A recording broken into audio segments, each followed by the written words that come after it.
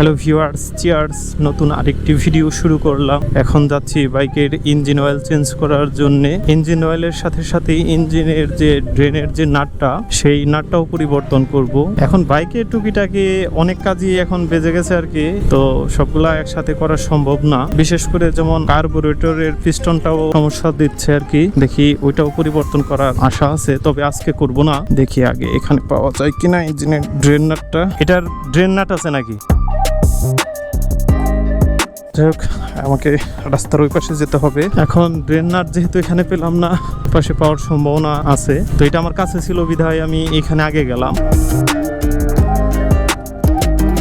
এই পাশটাতে দেখতে হবে। আচ্ছা, গাড়িটা উপরে তুলতে হবে।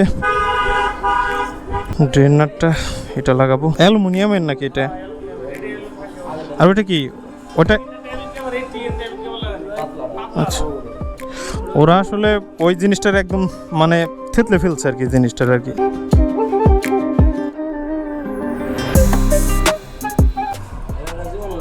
এটা একটু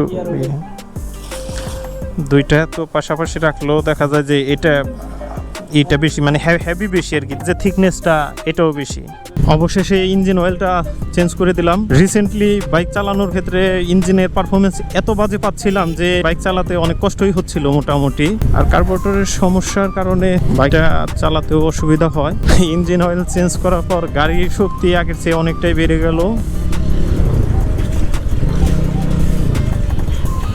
অনেক স্মুথ সাউন্ড দিচ্ছে এখন। যাই হোক, ভিডিওটা এখানে শেষ করছি।